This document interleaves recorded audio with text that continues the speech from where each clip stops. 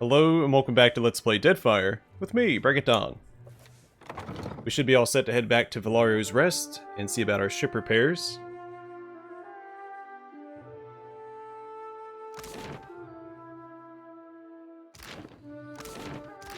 Right. This way's probably a little faster.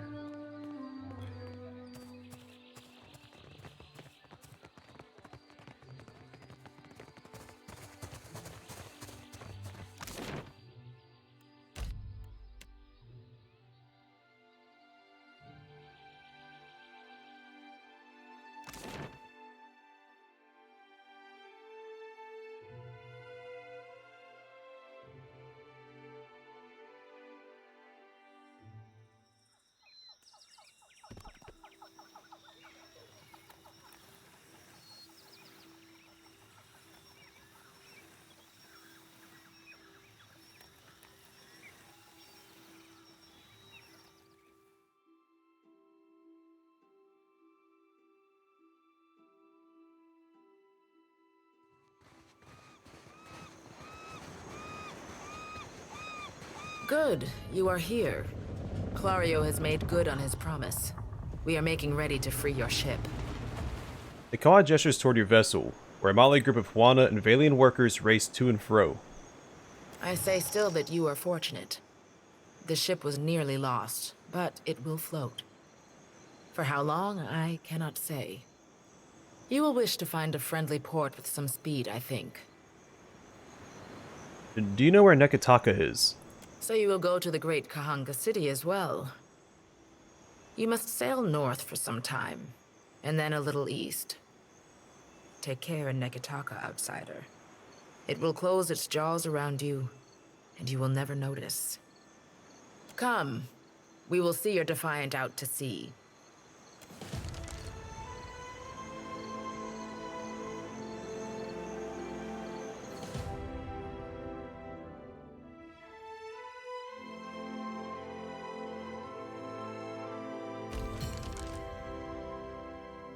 You've received a curious message from Harbinger Vatnir.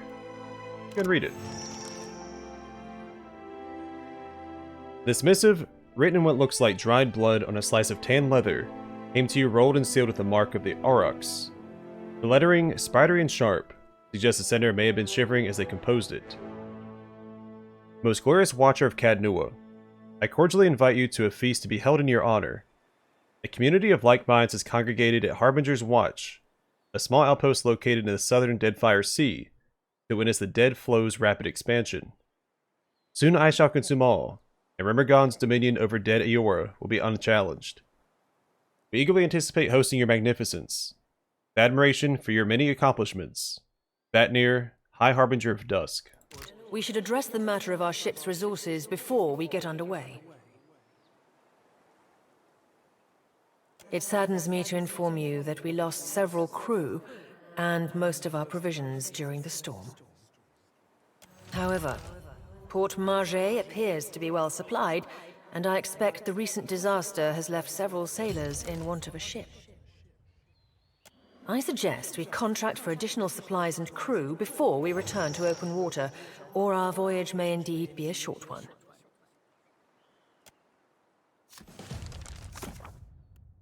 Alright, let's look at this.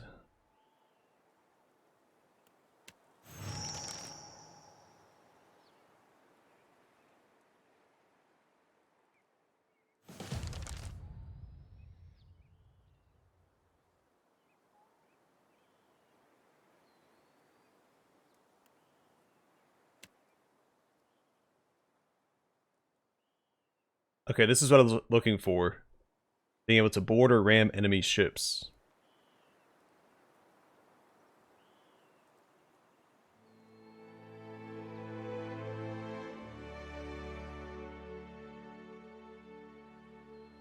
Yeah, I see no reason why I wouldn't just board every time. Because otherwise you risk sinking the ship, but you can plunder it if you board it and take the ship over.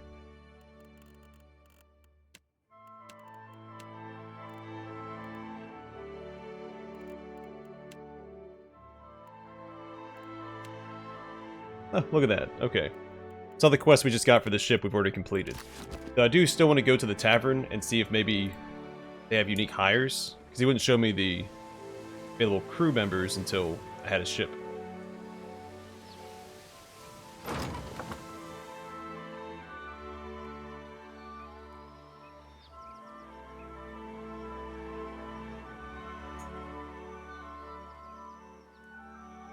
So he has a unique name. He coming for me?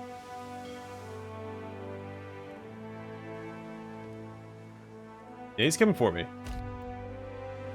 You encounter another ship at sea. This is the guy that sunk us, right? As the Defiant leaves Port Maget behind, you casually observe dozens of other ships coming and going, mostly fishing and trade vessels. One craft stands out. An opposing dhow, replete with cannons, crests into view across the Defiant starboard bow. The flag raised high atop its sail signifies a wish to parley. However, the dhow approaches at an aggressive speed, suggesting that it may not be easily turned away. Yeah, face your pursuer head on. You spin the ship's wheel counterclockwise. The ship swings around quickly, disturbing a gull resting on the foremast. The bird voids a white splotch on the deck as a sign of its disapproval. You even out the wheel and bear straight towards the dhow. The distance closes quickly, and soon the massive dhow's hull rolls on the waves beside your ship. Boarding planks emerge and are quickly cast onto your ship, along with shouts from its crew notifying you that their captain will be boarding. Several well-armed men cross the planks, their eyes watching every inch of your ship. The crowd parts open to make for their captain. Did I read that right? The crowd parts open to make way for their captain, a tall, well-dressed man. He peers at you with one impeccably groomed eyebrow raised. Following behind the captain, in stark contrast, lies an unkempt Orlin. A pair of pistol grips protrude from his belt, and he casually twirls a stocky firearm around his index finger.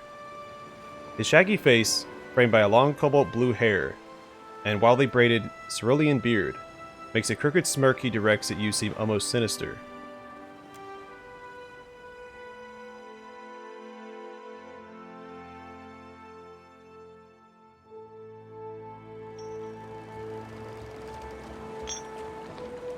Ado, Waterocadno. On behalf of the Principes and Patrina, I must request we meet in parley. The broad-shouldered captain uptilts his chin in greeting. When he smiles, his left cheek divots a shallow dimple. You have my attention. Agrasima. I will make this quick. He flourishes a courtly bow. I have heard some marvelous tales regarding your ventures in the Deerwood. In fact, you are the first dragon slayer I have ever met, outside of a grave. Some fools would seek to make a fortune by pilfering from one such as you.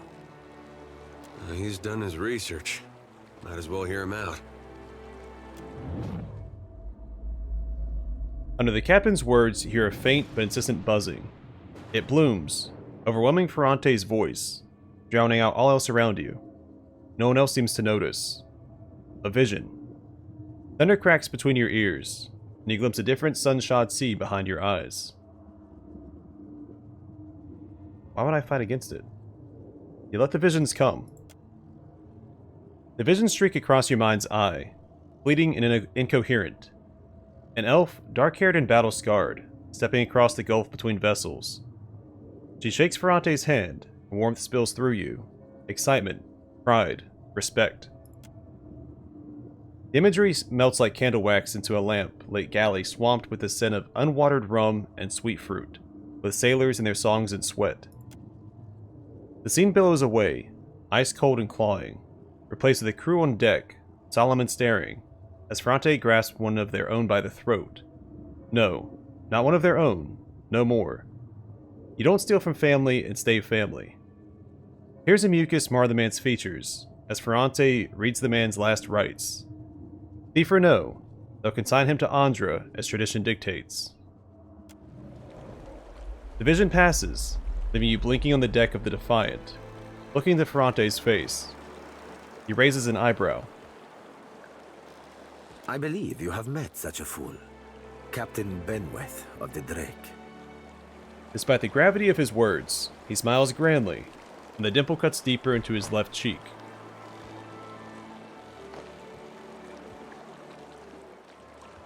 I know a cipher's handiwork when I feel it. Tell yours to stay out of my head. The blue Orland's mouth falls open. Voxen of Ubildet Merla. Careful, ship hunter. Mind that you do not confuse a useful skill set for a non-expendable one. Durante glares at Seraphin. Orland steps back, blinking away the rebuke, and peers at you, probing. His yellow-green eyes narrow, unfocused, as if trying to remember something. Then the captain turns a warm smile back to you. My apologies. Rest assured, it will not happen again. Apologies, Captain. Didn't mean it, really. We're up all night, you know, searching out our friend here. He looks to you. You've been at sea a while. Your mind starts playing tricks on you, aye? Well, mine plays tricks on others, too. Usually don't mean much. Maybe see a bit of shadow, hear a bit of tune. Not less a person sensitive. Like, say, a watcher. He winks. I remember the Drake. Let's ask this first. Wait, who are the Principi San Petrina? This is the first you are hearing of us, truly? His brows raise in a show of surprise, but then his smile turns sly, and he cants his head as if to include you in on a secret. We are a magnificent but largely landless people, so we have come to own the sea. To survive, we must seize prosperity where we can.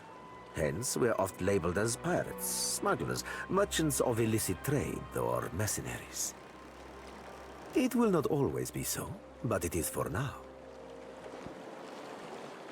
I feel like that's a little intolerant to say, but I should inquire about who he is. But I don't want to call him his furry little companion. And your furry little companion happens to be... Allow me to introduce one of my more special acquisitions. A diamond in the rough, if you will. Seraphin is a magnificent ship hunter. In fact, he is how we tracked you. Seraphin's fur-bordered lips twist down at the corners as Ferrante speaks. You feel the fuzzy vibration within your inner ears of another oncoming vision. And let the visions come. Prismatic light explodes behind your eyes as the images wash over you. The bow of a ship. A bowsprit jutting rigidly forward, seeking, searching, mind freed and sliding across the waves.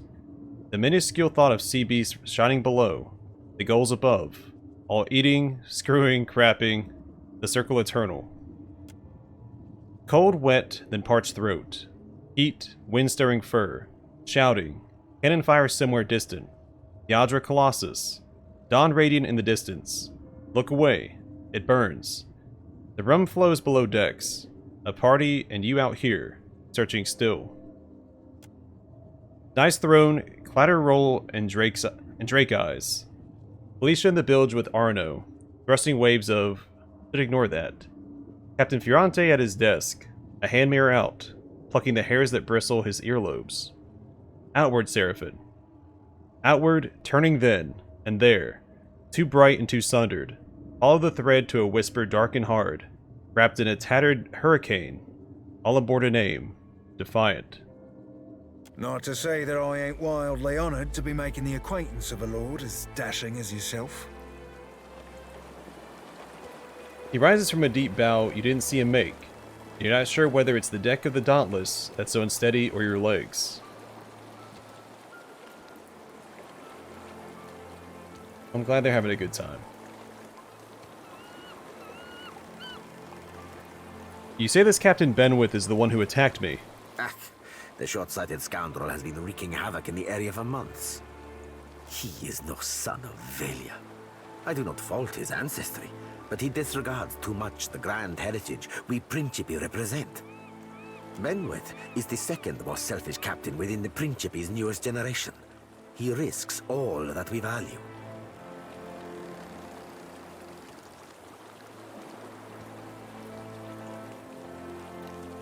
Surprised I needed to make a perception check for that. I feel like he was obviously hinting at something.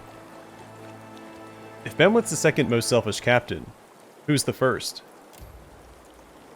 He pinches at his lips, eyes narrowing thoughtfully. You see that he's biting back a mischievous grin. Perhaps I have said too much. This is a problem solely of my own. For now. The Principe's heritage is Old Valian. We are descended from refugees who fled during Old Valia's decline. They sailed the eastern reach to the Deadfire. But they did not settle the islands. Today, even, our shipboard life continues. Once again, I think this is a dumb question, but I'm going to ask it. Why accept non-Valians into the Principe if they're going to cause problems? Few pirates retire comfortably, amigo. We sink and we hang or we burn. We must replace our losses, accepting from many regions, including the Deadfire. If Benwith is one of your own, shouldn't you take responsibility for his actions? Benweth is no captain of mine, amigo. It is not beneath my flag his drake sails. Yet I do seek to temper his actions when they would endanger the Principe altogether. How has Benwith endangered the Principe? Are you saying if we rile you, you will pose no threat to us? Ecosi, pardon if I do not believe you, Dragon Slayer. The captain chuckles, fingers rubbing the frilled collar about his throat. So I wonder which dragon he's referring to. I'm assuming this is a response to the first game. I guess it could be all of them.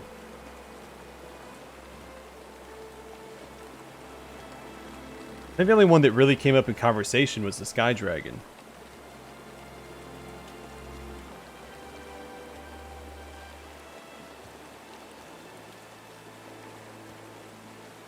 There could be the Audra Dragon, of course. I don't know how often the Alpine Dragon would come up in conversation as the ruler of Cadnua. Word of Benweth's thread on the Defiant will spread throughout the Deadfire. More fools will seek to prey upon you. Well, he's lucky I had just woken up.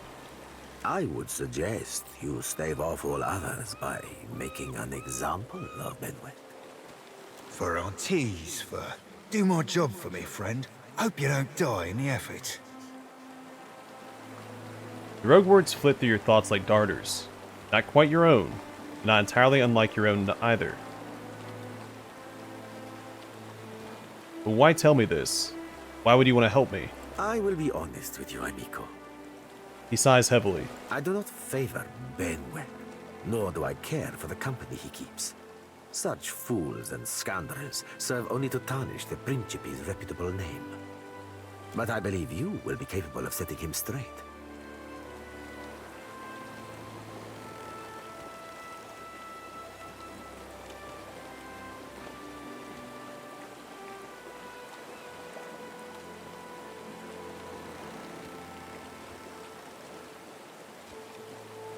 Yeah, I'm gonna go with mercenary / gold pack knight. I don't work for free. The good humor wipes from his face. Of course, amigo. Work with me, and I will weight your pockets with gold. I mean, there's a little bit of incentive because I want revenge, but I also want to get paid. When you have dealt with my problem, I will prepare a fine welcome for you at my port. Now, a tip for you. His smile returns twofold. He nods amicably. Benweth's drake took damage during the storm. Eventually, he will need to dock for repairs, and when he does, Seraphin can find him for you. Durante flourishes a hand toward the Orlin at his side. He is rather an unrefined creature, but he is a most skilled ship hunter, I assure you. Unrefined? Begging your pardon, Captain, but I'd be the high fucking model of the Gentleman of Fortune. The Orlin scoffs. As for Benwith, that sucker of squid tits be as predictable as the tide. I'd wager all my furriest bits that he'd set sail for Deadlight. That would be felicitous indeed, as I believe the traitor Remaro hides there as well. I quite enjoy killing 2 men with a single bullet. Wouldn't have even thought of it if you hadn't brought it up, sir. You feel a surge of anger that's not your own. Seraphin spins toward you and bows again. Now, I ain't hardly in any hurry to leave the fine company of the Gentlemen of Leisure, but the Captain be right about me finding your mark. Adding to that, you sail into Fort Deadlight not knowing your innies from your outies, you might very well find the locals cannon fucking your boat to sodden splinters. He grins broadly. What can you do for me? Are you asking aside from my vaunted ship hunting abilities, self-evident manners, and encyclopedic know-how of all things piratical? Teeth glint between the curves of his smile. Why loan me your best ship hunter? What venture does not require an investment to be prosperous? The Seraphin is an allowance, which I expect you will return, in one payment or another. I don't know what this is going to lead to. Like, finished being together or finished talking to me? I'm going to say welcome aboard, Seraphin. Oh, you won't be regretting this, Watcher. At least so long as you keep us heavy in grog and light on the onions. Ugh, them dirty shit apples ain't never agreed with me, and I'll be suspecting they never will. He pats his belly as he strides to your side. He's not sleeping near my berth, I promise you that much. I sail now for Dunwich, my own safe port. I will await you there, should you be successful in schooling our wayward captain.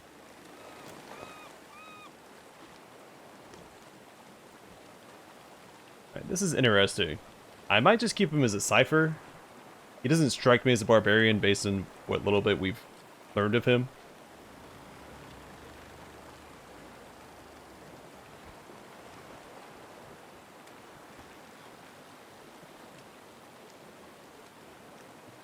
He's got dual-wield pistols. I don't know that...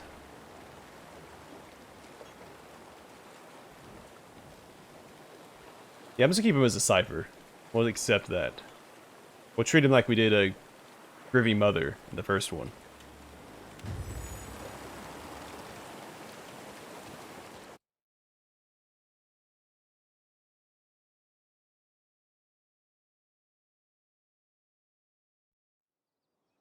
Alright, let's take a look at the UI real quick. So we have whole health, sail health, injured crew, morale. Morale measures the crew's overall attitude and sense of common purpose. The mental and emotional health of the crew is vital to success in combat. Poor morale may lead to brawls among the crew, and even mutiny. Good luck. Alright, we got supply food, drink, medicine, ammunition, repair, and money. How much do they cost per day? Okay. Acts similarly to the hirelings of Cadnua.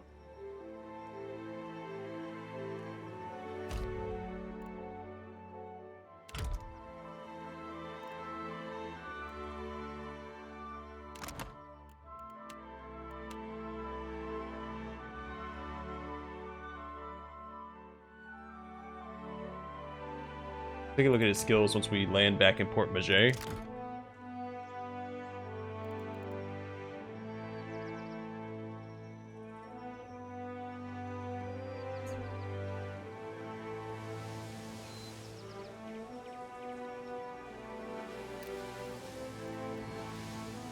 Oh, that's a fantastic quality of life feature. I just click on one of these locations and it takes me there.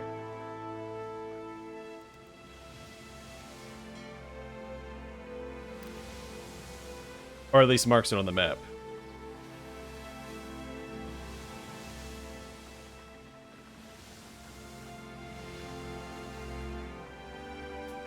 Oh, had it paused.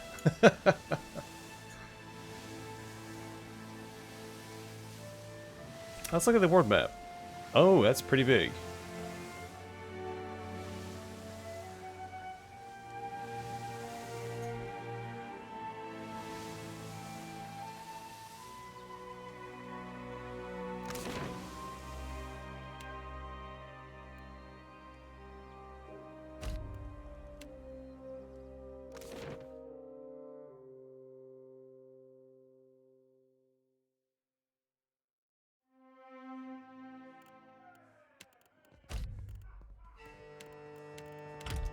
Sure.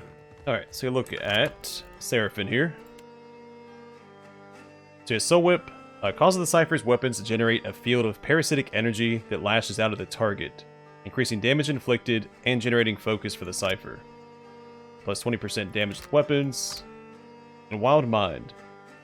Chance for random Wild Surge effect on Cypher spellcast. A Cypher developed their powers without formal training.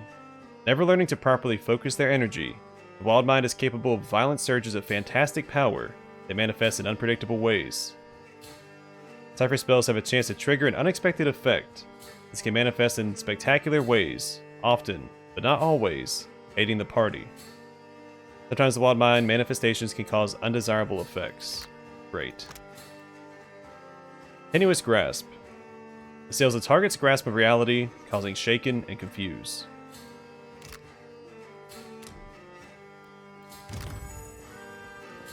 Is there anything else unique to him? Let's take a look. Alright, so he has Battle Axe, which has Bleeding Cut. The axe wielder takes brutal swings to dig deep into the target. The attacks are slower, but cause bleeding wounds on hit. And he has Blunderbuss. I thought I described him as using 2 pistols. Overloading shots with powder causes a short-range incendiary. But the thick smoke from the blunderbuss is distracting to the wielder. And we've already seen Haymaker.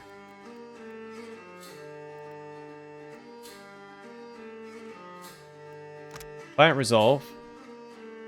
Wild Orlins are naturally sound of mind and gain resistance towards resolve afflictions. Cool. So stats.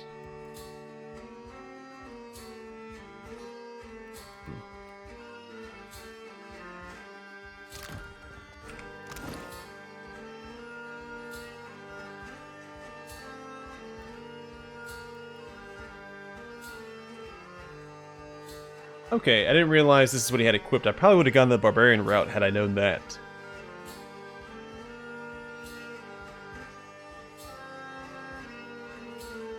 Well, darn. I swore I described him as using dual pistols, which he has here. That might be the path that I go.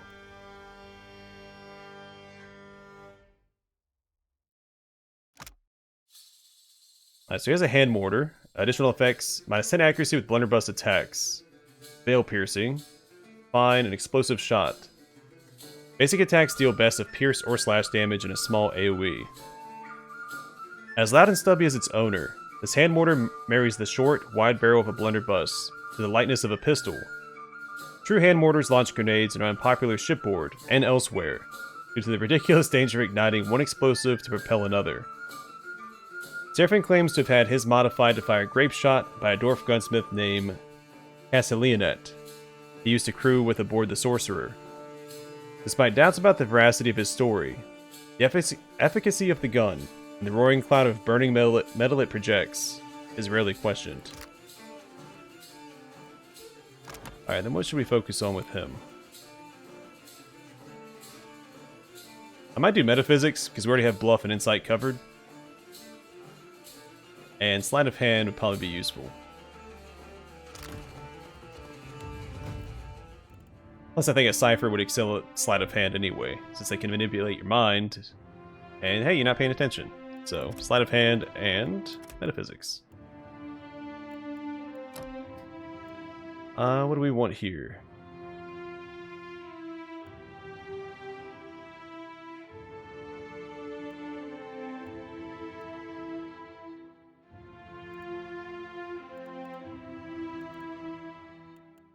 I'm going to start with Penetrating Visions. Increases the penetration of Cypher spells.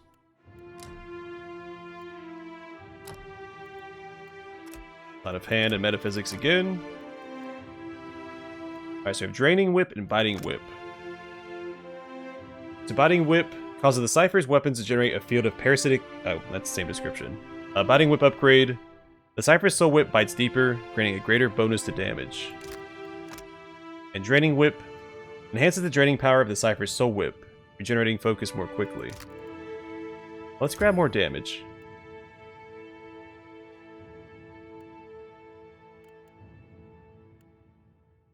And 2 weapon style. The specialized training increases the character's action speed while using a weapon in each hand. Oh, I'll keep him using 2 pistols so he can generate focus a little bit more quickly.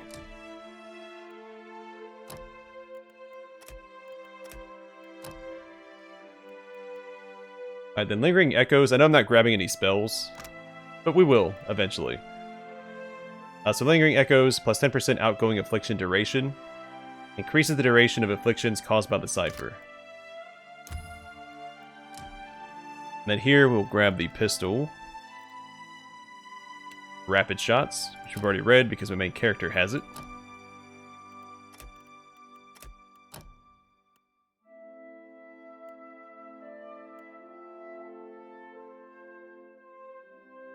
That might be good too.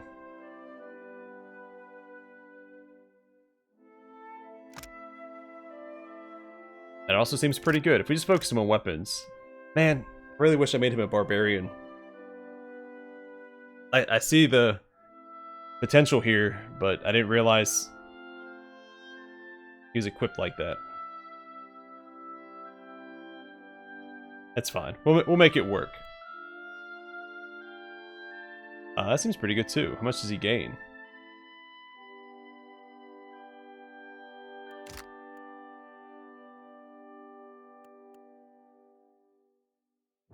So Hammering Thought seems pretty good. So does Psychic Backlash. We should probably grab some more spells, but we could just spam this.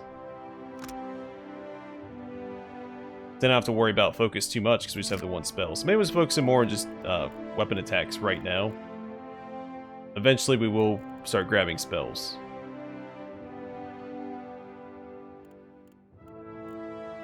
Yeah, Psychic Backlash invokes a retaliatory strike, stunning an enemy whenever they target the Cypher's will defense.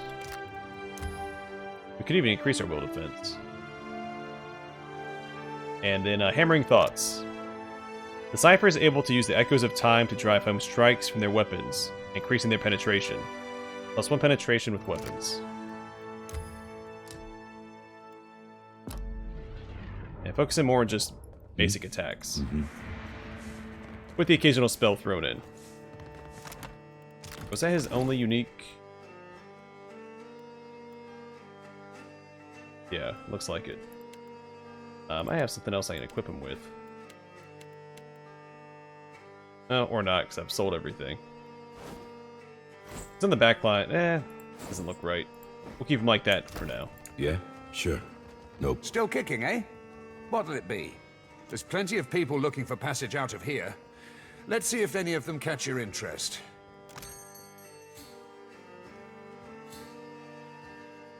Okay. I don't know if they're unique to each area, to each hiring location. Most of them don't cost anything. She does, though. I guess I need to see what crew I have.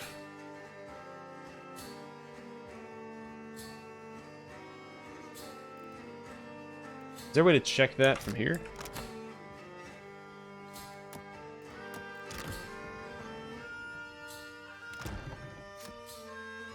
Okay, here we go.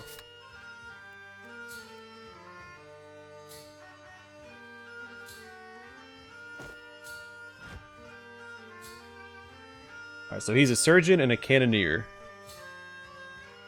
Boatswain, or boatswain, and a helmsman. We have another cannoneer and a deckhand. And double deckhand. Is that all our ship can hold? Oh, we have one more spot for a cannoneer. I have a cannon on each side as well. Well, no, let's focus on one side. We have one big broadside. Then she's injured. She's a cook and a deckhand. Which does not help us. She's in the cook spot, so that's fine. So what we need is a surgeon or a cannoneer, a navigator, and a cannoneer. Still kicking, eh? There's plenty of people. Alright, so we have a surgeon with Shield Sister Dahlia. Cannoneer with Venezi. Really like his portrait, so we'll probably grab him. Or, no, she's got double cook. So we'll hire Haima. We'll grab her as a surgeon.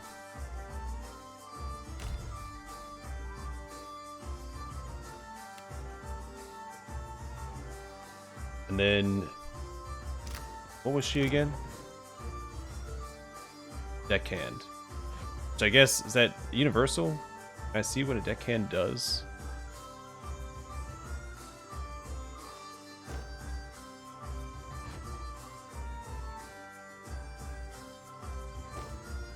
Put her there as a seasoned cook. Now we just need a navigator. Thought one of these guys was a navigator. Now, let's hire one real quick. Make sure our ship Still is kicking, fully eh? stocked. What, there's plenty of Or fully crewed, shouldn't say stocked. Alright, little Luca. Man, I want a Venezi, but that's fine.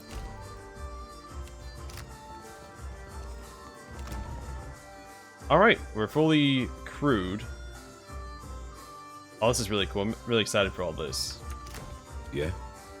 Alright, I'm gonna Right. call it here. Next episode, we'll leave Port Maget and head somewhere. I'm not sure if I'm gonna do this quest yet. It doesn't have the skulls next to it. So we may be able to do this first before we head to Nekataka.